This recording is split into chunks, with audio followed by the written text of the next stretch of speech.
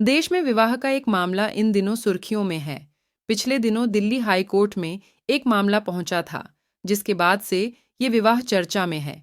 दरअसल, एक महिला ने हिंदू विवाह अधिनियम 1955 की धारा 5(वी) को चुनौती दी थी, लेकिन कोर्ट ने इसे खारिज कर दिया। ये मामला स्पिंड विवाह का है, तो आज हम आपको बताते हैं कि ये पूरा मामला क्या है। स्पिंड विवाह क्या होता है और हाई कोर्ट ने क्यों महिला की याचिका खारिज कर दी। महिला ने याचिका में कहा था कि उसकी शादी मान्य होनी चाहिए, लेकिन कोर्ट ने उसे अमान्य करार देते हुए कह दिया कि यह स्पिंड विवाह हुआ है, इसलिए ये विवाह कानून में मान्य नहीं है। क्या है स्पिंड विवाह?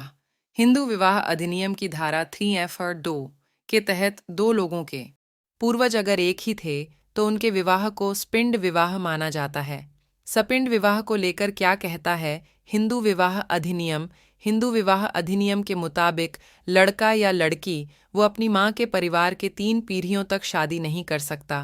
इसका मतलब ये है कि अपनी माँ की ओर से कोई व्यक्ति अपने भाई बहन पहली पीढ़ी, अपने माता पिता दूसरी पीढ़ी, अपने दादा दादी तीसरी पीढ़ी या किसी ऐसे व्यक्ति से शादी नहीं कर सकता है जो 3 पीढ़ियों के अंदर इस वंश से आते हैं।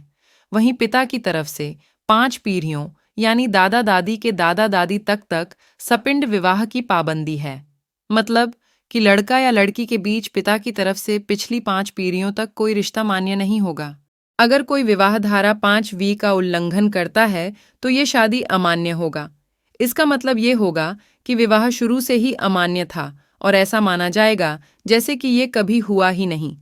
सुर्खियों में क्यों आया स्पिंड विवाह? स्पिंड विवाह सुर्खियों में दिल्ली हाई कोर्ट के फैसले के बाद आया है। दरअसल सोमवार को कोर्ट ने महिला की दायर याचिका को खारिज कर दी और विवाह को फिर से अमान्य घोषित कर दिया।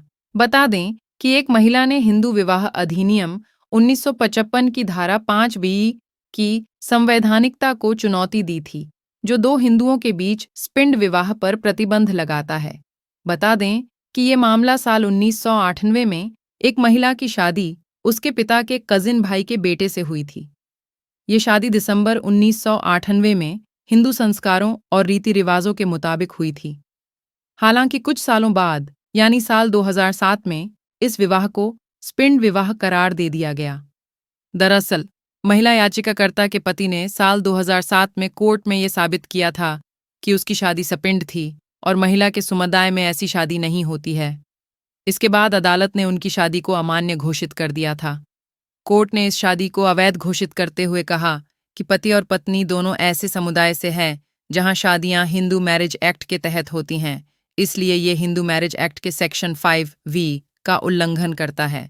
उम्मीद करती हूँ दोस्तों आपको जानकारी अच्छी लगी होंगी। तो वीडियो अच्छी लगी हो तो वीडियो को लाइक करें और चैनल को सब्सक्राइब करें। धन्यवाद।